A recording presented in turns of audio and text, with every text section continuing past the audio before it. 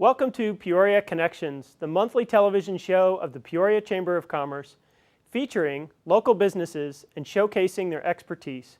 I'm Scott Soldat, President and CEO of the Peoria Chamber. Today's show is largely dedicated to discussing important help and care for seniors in our community. Relay for Life is around the corner, and Shelby Duplessis, the Peoria Relay organizer, will be here. Finally, is your company going green or considering some of the available options? Marc Sobelman from ECOtality will be sharing some incredible information about a local Going Green conference right here in Peoria.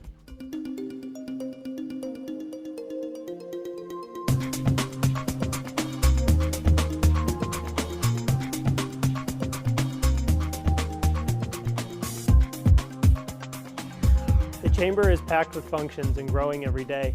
Please join us for the April 3rd Peoria Connections at an Old Town Getaway and April 17th at Sam's Club from 7:30 a.m. to 8:30 a.m.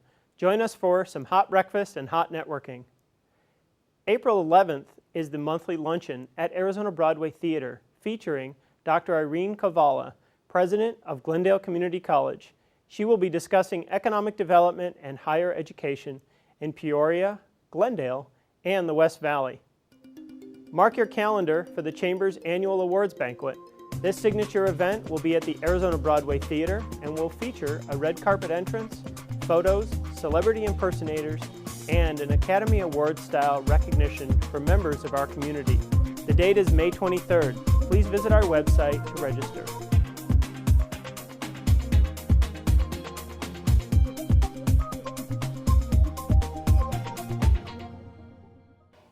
Today we have Shelby Duplessis from Relay for Life here to talk with us about the upcoming event in Peoria. So Shelby, what is Relay for Life? Well, first, Scott, thank you for having us in. I'm excited to talk about Relay. Relay for Life is an American Cancer Society event that's been happening since 1985 throughout the country. It's actually even gone international now.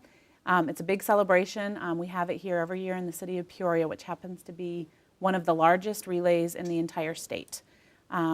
We bring in a group of people. We have approximately 80 teams that consist of 10 to 15 people, made up of business owners, school groups, Montessori Kingdom of Learning. Our kids at that school have 2 to 3 teams. We stay up all night. Cancer never sleeps, and so we walk from 6 p.m. to 6 a.m. One person or 2 people from each team are walking on the track at all times, just walking. There's no sprinting, there's no relay passing of a baton. And while they're walking, the rest of the teams are out just celebrating cancer and fighting back against cancer. All of the dollars we raise go towards education, advocacy, research, and support.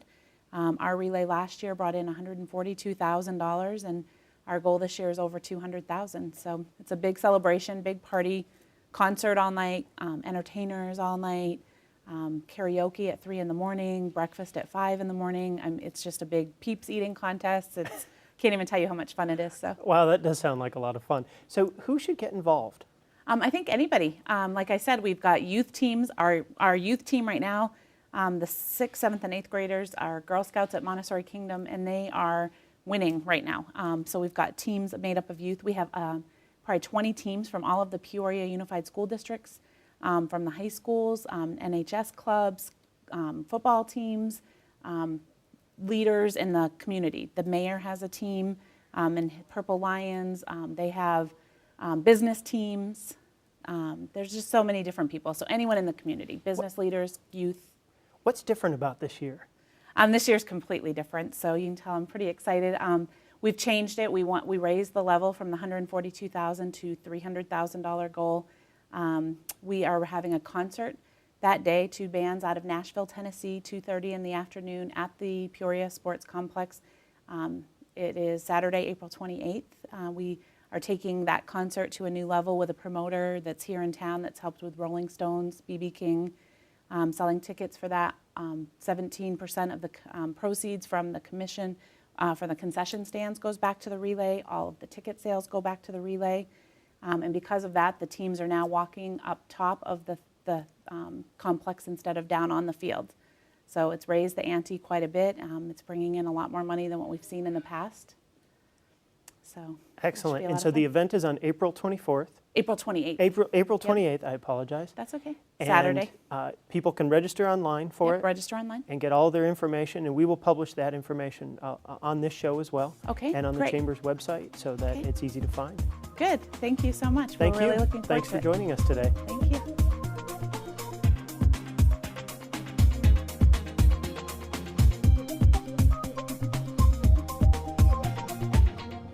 In this segment, we're joined by Joanne Greeny from Palos Verdes Senior Living to talk about senior care and some of the options that are available. Joanne, thanks for joining us today. Well, good morning, Scott. Thank you very much for asking me. Tell us a little bit more about the benefits to seniors of living in a retirement community. I mean, we hear it talked about. We know that for some seniors that they reach a stage in their life where that's an important step. Right. And the number one factor involved is going to be when the senior is no longer safe living at home alone. And so they have the safety, the comfort of knowing that somebody is around all the time. They have a security button that if they push it, somebody can come and take care of the need that they have. And besides, the socialization is very, very important to seniors. Otherwise, you're at home alone and you're just waiting for a phone call. And so there's a lot of great benefits for being in a senior community. So there's games, activities, trips. Correct. Yes, the monthly casino trip, you have to do that.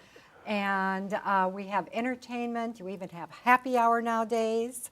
And so it's also using your mind and your body in new ways with exercise classes, stretching and balancing classes, craft classes, something that they haven't done before or done in many, many years.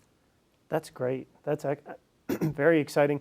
What should a person look for when they're trying to choose? I mean, there's a lot of communities in this area due to the senior population, people retiring here, maybe from other states. And Yeah.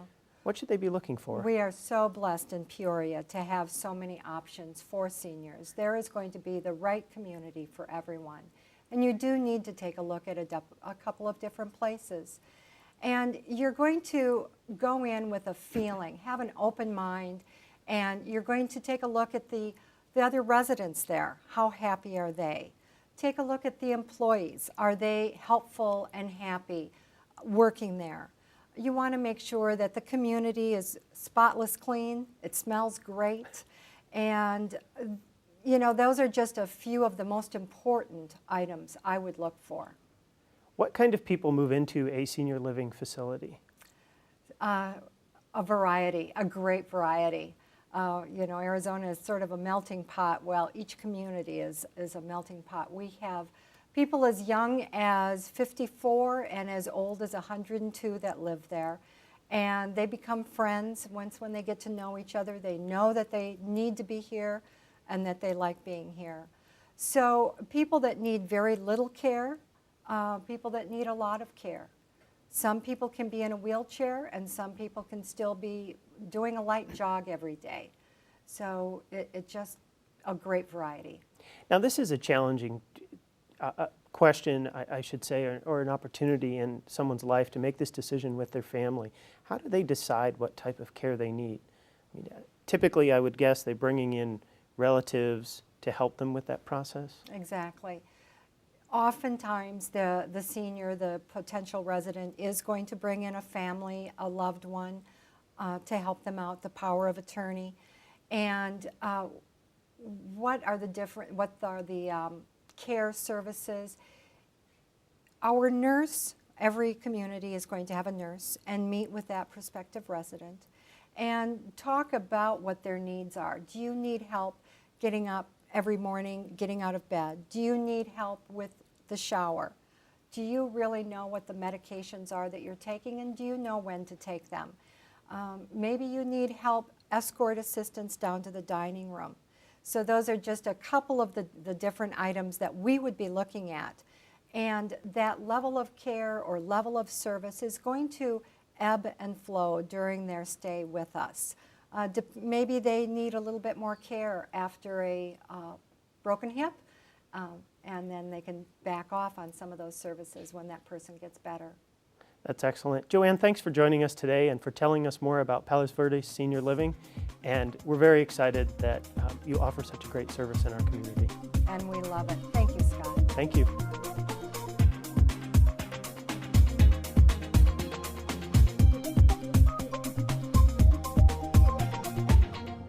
Mary Sanders from Seniors Helping Seniors in Peoria is joining us today to talk about a really important topic, and that is people who go into a senior's home and assist them with non-medical care.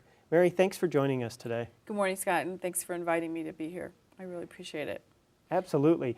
So what is non-medical assistance? Non-medical assistance is for people that aren't ready to go into a senior living facility. They don't want to give up their freedom, but they want to be at their home.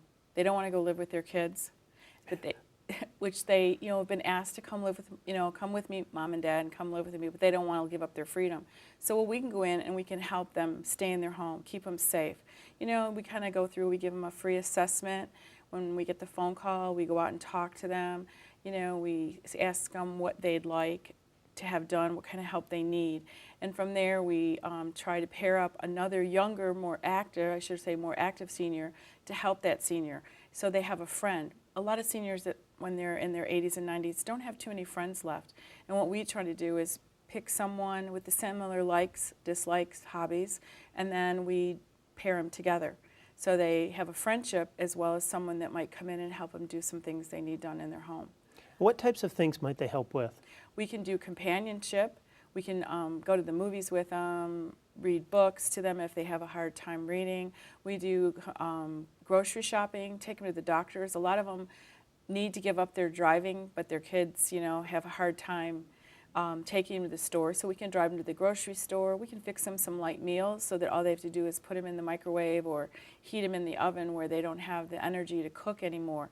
And that's what happens with the seniors. They don't have the energy, or their wrists hurt and they can't cook because they can't lift the heavy pots. So we can go in and fix them a meal or two. Sometimes we even just go in at dinner time and fix them a meal, clean up the kitchen, do the dishes, stuff like that to help them out. We do some yard work if they need it, walk their dog, kind of whatever.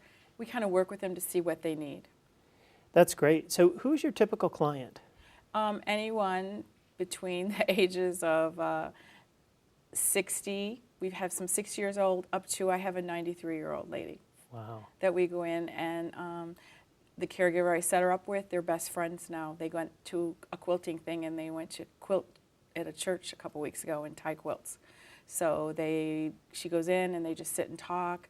We make sure she eats her breakfast, remind her, oh, did you take your medicine today so you don't get sick, and they do stuff like that. We take her to the hairdresser, grocery shopping, and they become friends. What a great service. How do you find the other seniors who are the service providers, the people who come in and assist? A lot of times it's word of mouth, or I've been to quite a few expos. We went to the Women's Ultimate Expo last fall that's down in Phoenix. I also did the Loving Life After 50 Expo, where we had a lot of seniors come through, both who wanted the help or who wanted to be of help.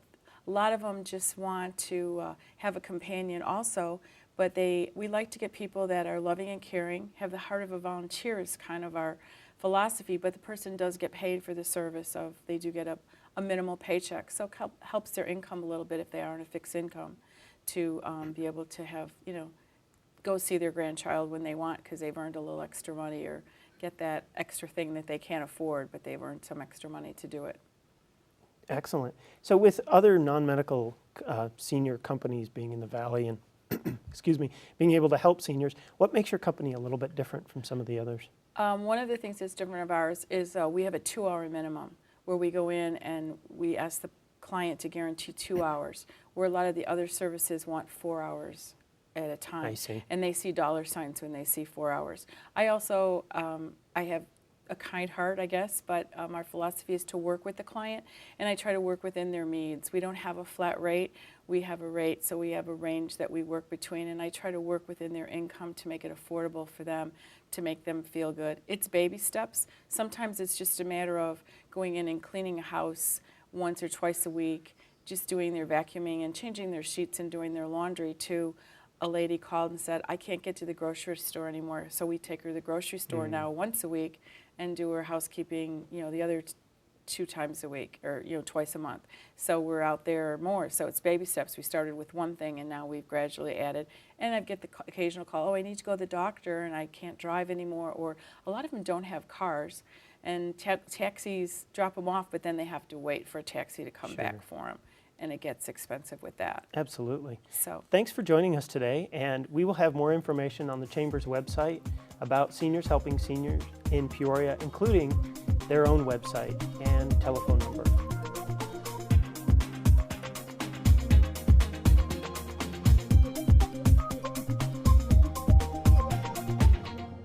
Marley Wendell is joining us from Casa del Rio today. And Marley, I'd like to welcome you to the show. Well, thank you very much for inviting me, Scott. So tell us about senior communities. Senior communities started around 25 years ago, and ours was built around 20 years ago, and it's independent, standalone living apartments for seniors. And independent living means exactly what it is, that they're still independent. There is no health care license in the building. However, we do have with all the opportunities now, healthcare come in and help them with any health issues that they have as they grow older. And so they actually live in their own private apartment that they're Yes. renting or they purchase? Ours is a rental, Okay. and they can have a 6-month to a year lease, and they live alone, and they can be as active as they want to be as far as some of our activities and things. What activities are available? The activities range from all sorts of games, from bingo to Pekino to bridge, and then today they're going out to a park and having a lunch. We do have a bus and they take them out. They go to movies, but a lot of times they stay in for seminars too, educational seminars and musical events and things like that. So Wow, quite a that sounds few. fun. Mm-hmm. So seniors are living in the community, and I know from having seniors in my family that they reach a point where maybe they don't want to cook so much anymore. We do have full kitchens in the apartments. However, we do have a full dining room. So they can, along with their rent, purchase either 1 meal a day or 3 meals a day, depending on their situation. So they'll never go hungry, so they can always, or they could cook their own meal too. They can just have their apartment. However, they can come in and visit the dining room too, and we just charge them for individual meals. So. That's probably a great way for them to connect with the local Right. residents. And It's a good transition from home, so they can still do their cooking if they're still capable of doing it, and but they don't have all the maintenance of a home and things like that. And they have more Sure. social. are families involved in this transition in their life? Most of the time, yes. They're looking for a safe place for their parents, and they know their health issues. They know a lot of things, so they do take a lot of care in making sure that they're in the right place.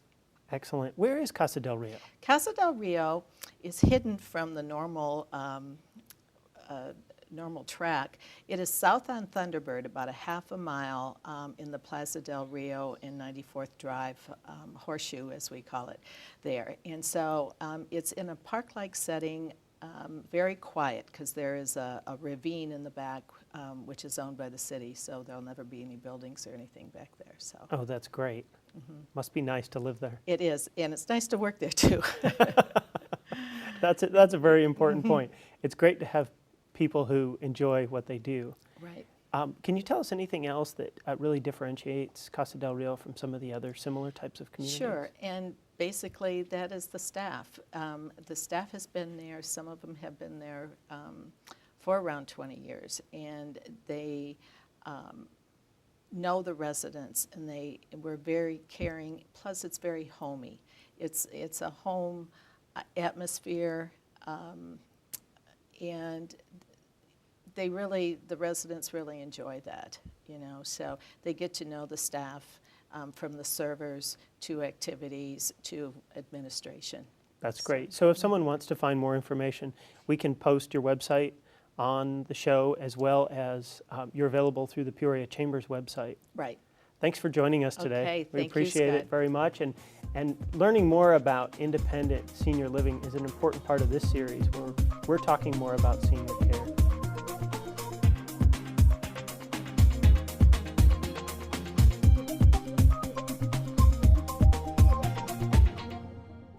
Golden Kennedy is joining us today from Golden Heart Senior Care, and we're really excited to have her on the show. Golden, thanks for joining us. Thank you, Scott. I'm really excited to be here. Great. So tell us more about Golden Heart Senior Care.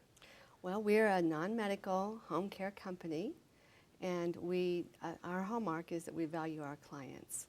And we are really excited when we get new clients, and we love to empower them to participate in the planning of their care, and we just simply try to add quality to their life. What are some of the services that you provide?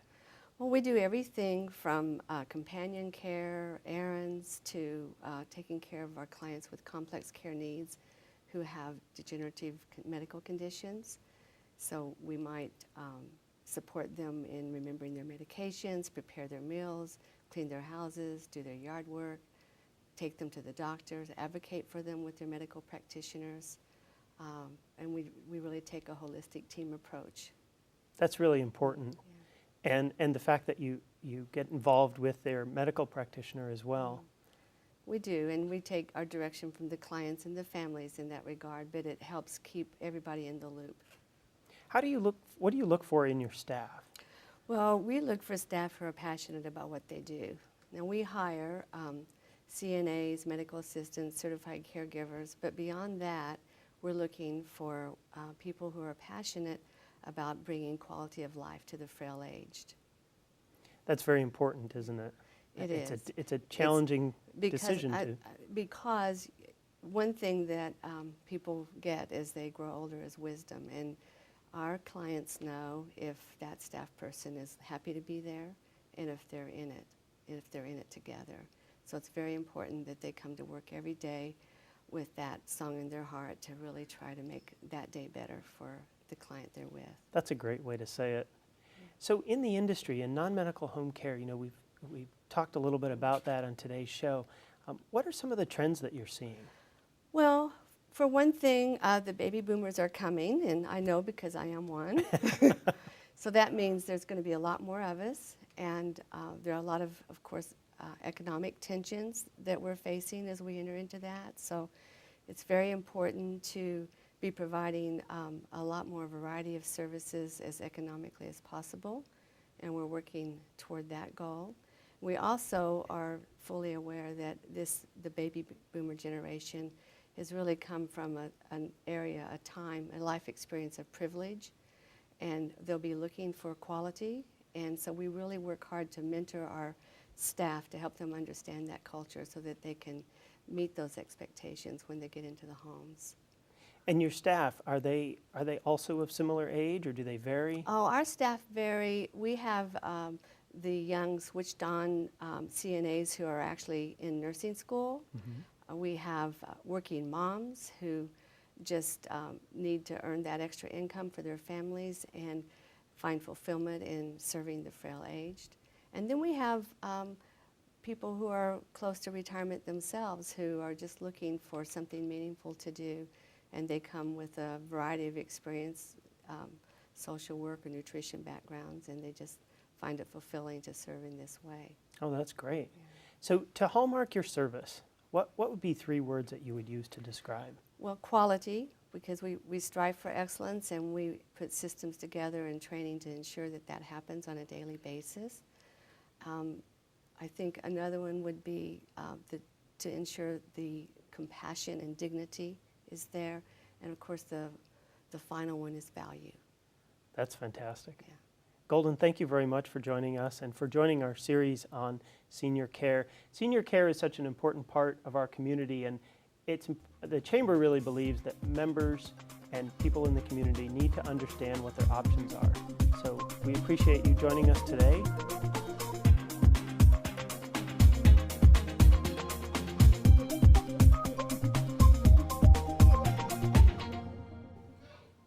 Marc Sobelman from ECOtality North America is joining us today to talk about the green movement in the Valley, and especially in the West Valley.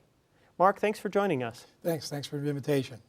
It's exciting to talk about the green opportunities that exist, and I think some people don't always understand what that really is. Could you tell us a little bit how that exists for businesses and in the corporate environment? Sure. Everybody has heard the word, to be green or to green the business. But, what we do at ECOtality and also at the Green Chamber is make sure that businesses have a sustainable model for being green, whether it's, the way their buildings and infrastructure is green in nature, where they're helping the environment, but also helping them to save money and to do things as part of their business plan that are sustainable. That's excellent. And so how are you involved actually and how is your company involved in the green movement? Well, actually, ETech, which is now ECOtality North America, we got a grant at the end of 2009 to put electric vehicle charging stations in not only Phoenix and Tucson, but about 16 to 18 other cities around the country as part of a grant from the Department of Energy. My job has been to put infrastructure in Phoenix and Tucson to support the electric vehicles that are slowly rolling out. We partnered with the Nissan Leaf and the Chevy Volt. If you went online and became a Leaf owner, we put a charging station in your home for free, and these charging stations gathered data that we're sending back to the Department of Energy and Idaho National Labs. And as of right now, we have about 18 million miles of infrastructure data or vehicle data that we've gathered. And it's going to be the largest gathering of infrastructure data of all time. And so we're really proud to be the project manager of that. Now, the charging stations will gather this data, but it also lets us know, and our hosts, whether it be a mom and pop operation, a commercial real estate company, or a big box store, to gather data about electric vehicle infrastructure. We put 2 charging stations in at the development building right behind us here for the city of Peoria. And they're going to look at that and say, hey, people are using these charging stations. Maybe we should increase the amount that we put in. Did we put them in the right place? We're also putting some in at the Benedict Sports Park and the Peoria Sports Complex. And so they're going to see whether or not this is a good place to put the charging stations. And by that, we get to gather that data. So we're going to see these charging stations around the valley very soon. Well, sure. We've already installed about 250. We actually have contracts in place for another 200. And by the end of the year, you should see about 750 to 800 charging stations. And those are for commercial public use. We'll also have upwards to about 700 residential charging stations for people who own Leafs and Chevy Volts. What type of charge might someone incur if they use that charging station? Well, just like the charging stations in the city of Peoria, we're going to charge about $1.50 an hour. And so not just the kilowatts that are used, we want to put a service fee on top of that, because we don't think that giving away electricity is a sustainable model. So we want our hosts to retain or to get reimbursed for the energy that they use, but also to make a profit. Now, it's not going to be a huge profit, but something that's going to help them to maybe have charging stations in the future and provide them as an amenity for the citizens of Peoria. Excellent. You're very involved with the Green Chamber. Could you tell us a little bit more about the Green Chamber and what their activities are here in the Valley? Yeah, very, very proud to have been a member of the Green Chamber, not just through ECOtality, but now I'm on the board and as a board member. And the Green Chamber is not just a typical Chamber of Commerce, saying that we're part of the green movement. What the Green Chamber's motto or credo is helping to be part of the green movement, but also to build sustainable models and to build businesses and be profitable through being green, making your businesses LEED certified, and then bringing together all the great minds in the city of Phoenix and surrounding areas that can help to work on policy change, environmental issues. Last meeting, we had a lunch meeting. We invited Mayor Stanton to come in and talk about sustainability and what his plan was for the city of Phoenix. So really exciting time for us to be part of the Green Chamber, and also to have cities like Peoria join us in that Green Chamber to help us to make a better environment and sustainable model for the city. I think people are very anxious to learn more about what they can do to protect the environment, to use renewable resources, and really to embrace this movement. So I think it's great that you're stepping forward to provide this service. And in addition to that, the city of Peoria is hosting a Green Conference on April 24th, and we'll have some more information about that, but you'll be speaking. Yeah, very, very proud to have been invited, not just to speak for the Green Chamber, but as well as for ECOtality, to let people know, as well as some other business leaders, business owners, leaders, and also just citizens, leaf owners that can come together and talk about everything that's been going on in the last couple of years and what the plans are going forward. Not just to say that they're being green, but to really do things of policy, change the way people think going forward. Excellent. Thanks for joining me today, Mark. My pleasure. Thank and we you. look forward to seeing you at the conference. Great. The conference will be available on our website, peoriachamber.com, and it is April 24th here at the City of Peoria Municipal Complex. Well, that's our show for this month. We would love to hear from you. If you have a question about what you saw here today on Peoria Connections, or you have an idea, send me an email. Thanks for joining us on Peoria Connections. See you next time.